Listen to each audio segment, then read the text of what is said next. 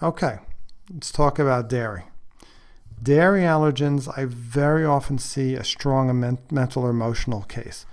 Basically, a large percentage of my bipolar, depression, anxiety, and mania patients have a dairy allergen. And of course, in a lesser degree, we see those symptoms in other patients. That's just the most extreme cases. But dairy allergens definitely have the ability to affect strongly mental, emotional health. A lot of anxiety, a lot of depression. Those patients come back very high to milk allergens.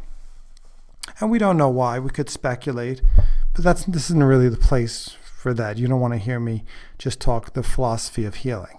You want to find out the information for yourself. But definitely, if there's mental, emotional illness in the family, you have to definitely get this test and make sure there's not a hidden dairy allergen affecting them. Some other ones that have powerful influence on our health, and a lot of these ones that I think are coming up strongly as influencing our health, they tend to be protein sequences that can look like animal, including bacteria or virus proteins. So the milk and the eggs, often, they're animal proteins. So for some reason, they seem to match sequences that can be found in bacteria or viruses. And people tend to not look at their emotional state as an illness. Unlike other conditions where if you had a sore knee, you would say, oh, I just have a sore knee. If someone has an emotional imbalance, like depression or anxiety, maybe even insomnia, they tend to blame themselves for that. And I don't quite know why this is. Hopefully, as a culture, we'll grow out of this state. But more importantly, I just look at these as signs of the body being out of balance. And very often, these conditions are based on an inflammatory response to the protein found in dairy.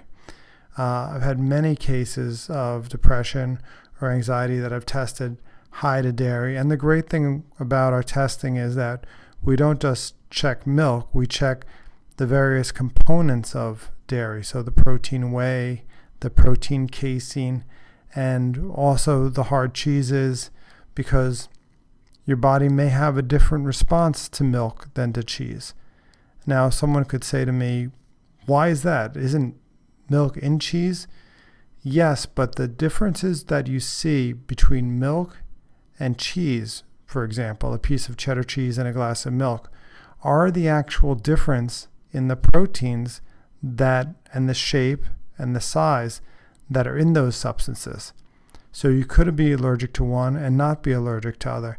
And that's why this kind of testing is really helpful, to really zoom in and understand clearly exactly what's going on. And my gosh, all these kids that I see that are judged by the teachers and their peers sometimes as being somewhat out of control, ADD, on the spectrum, or other things like that, are significantly improved by avoiding dairy if it's a food allergen for them.